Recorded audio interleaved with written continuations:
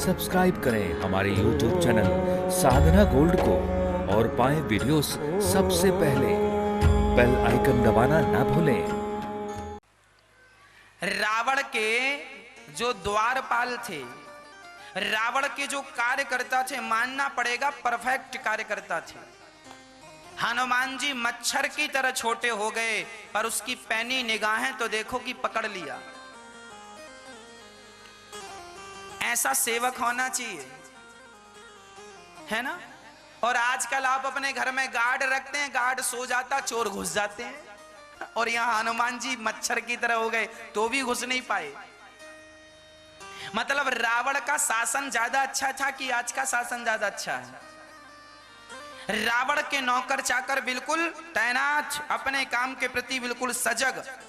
रावण से यह सीखना चाहिए कि आपने अपने घर में दो आदमी को रखा है, दो या एक आदमी को द्वारपाल, आपने गार्ड रखा है ना, गार्ड रखा है।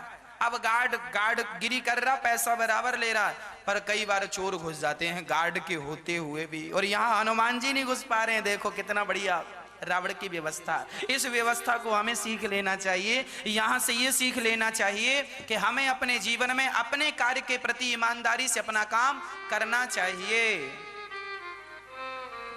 हमने बहुत पहले एक छोटी सी बात सुनी थी, आपको सुना दे रहे हैं, याद आ गई। एक बहुत बड़ा आदमी था, उसका एक वॉचमैन था,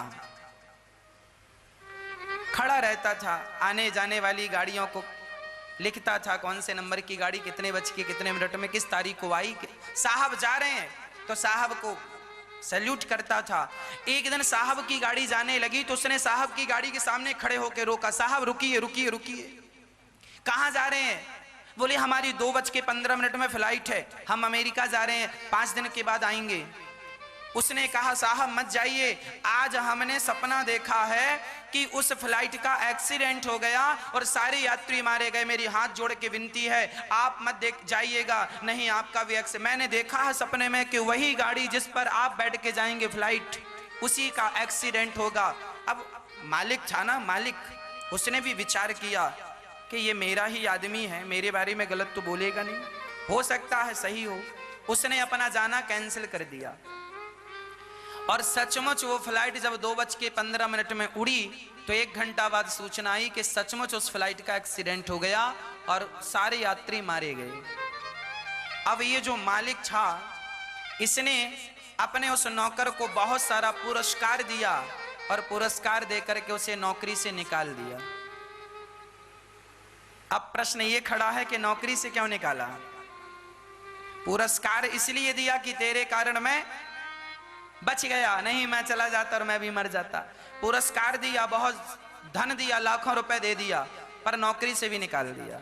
अब प्रश्न ये खड़ा है कि नौकरी से क्यों निकाला? नौकरी से इसलिए निकाल दिया उस आदमी ने कि देख वैसे तो तूने मेरी जान बचाई, अच्छा किया, पर नौकरी से मैंने तुझे इसलिए निकाल दिया क्योंकि तू दिन में भी सो रहा था। तू नौकरी करने आया है कि सोने? अरे सोया तब तो तुझे सपना आया, सोता ही नहीं तो सपना नहीं आता।